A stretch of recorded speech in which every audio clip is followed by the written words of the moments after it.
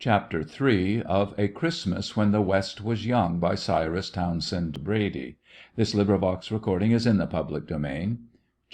III DEATH and the Storm Night was at hand when the man rode down the straggly street of the frontier town, but it was Christmas Eve, and everything was wide open. His business was delayed because the superintendent of the Government Land Office and the agent of the freighting company were both enjoying themselves with the rest, but he routed them out of the saloon at last, and by telling his plain tale of sorrow got them to give the necessary time to enable him to transact his business. He refused invitations to join in the fun. It was after 10 o'clock when all his affairs were settled. He could not make up his mind to go to the tavern, or what passed for one, which was the centre of the celebration. The big-hearted freight agent, appreciating his feelings, finally offered to let him pass the night on a shakedown in the freight office. He found it impossible to get to sleep for thinking of her and the baby. About half after 6 o'clock the day broke cold and gloomy. There was no sun. What light there was filtered through heavy banks of clouds that hung low on the horizon and were rapidly spreading overhead. The man made himself some coffee on the freight house stove, fed his horse, strapped the little express parcel, which had been left by the railroad 300 miles to the east and brought to the town by wagon, to the pommel of his saddle on one side, and to the other he tied a little branch of evergreen which the superintendent of the land office had given to him from a Christmas tree which had arrived from the east several days before. In that country, devoid of pine, this little fragrant breath from his native hills was more welcome than the most gorgeous blossom of the hothouse. He was well wrapped up. His overcoat was of buffalo hide. He wore a cap, homemade, of the same material, and huge fur gloves. At the last moment of parting his wife had brought him one of those white knitted scarves of the period, called nubias, which she wrapped around his neck. At other times he would have laughingly protested, but then he suffered her to do what she would without comment. He thought of it whimsically as he tied it about his shoulders now. His rifle was slung across his back by a strap, and a heavy old-fashioned revolver swung in a holster from the saddle. The town, worn out from its nearly all-night celebrations, was yet asleep as he rode down the silent, empty, straggling street and started out on the broad prairie that extended between him and the hill of his home, upon which the house of his heart was raised. The good horse knew that he was homeward bound, and that rest and ease and comfort awaited him at the end of the journey, and he cantered gallantly over the prairie. There was no wind to speak of, and yet every once in a while it seemed to the man that a sound like a deep sigh vibrated across the plain, as if some spirit of the storm were awakening with long breaths between longer pauses. After a time a breeze swept across him and grew stronger, and the black clouds lowered more darkly.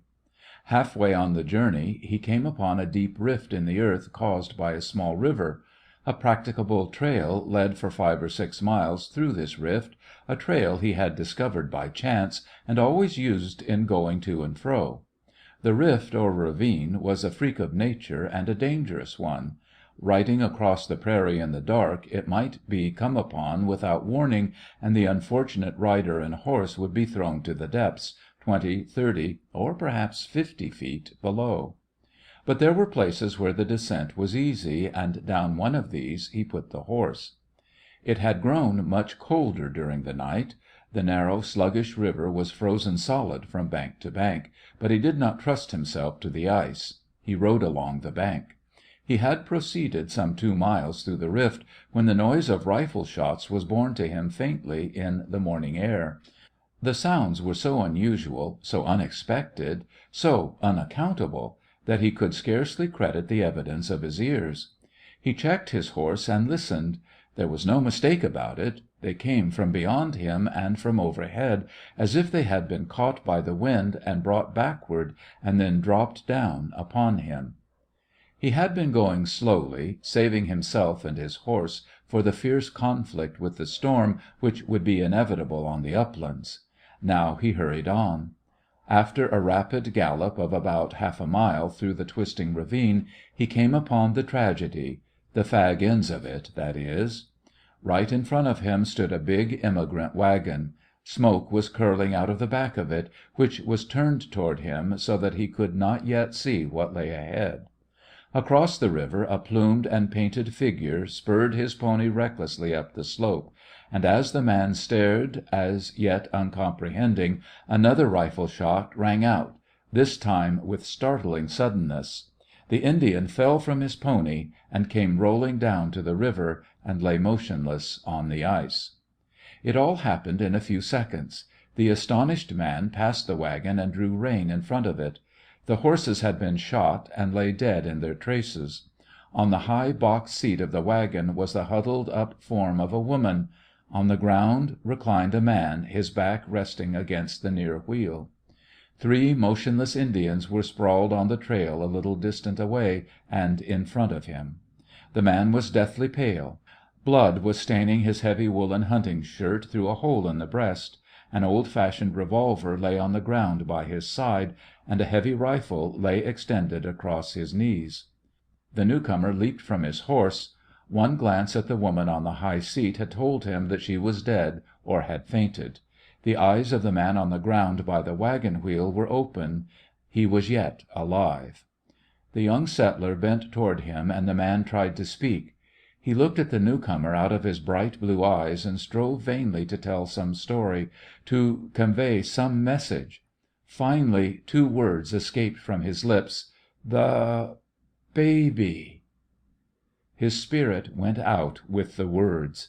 The high resolution that had held him up, that had enabled him to fight off his assailants until they had killed his wife and shot him to death, failed him at last. He tumbled forward and sideways, helpless, dead. After drawing him away from the wagon wheel, the young man laid him carefully along the ground. Then he turned to the woman. Had she only fainted?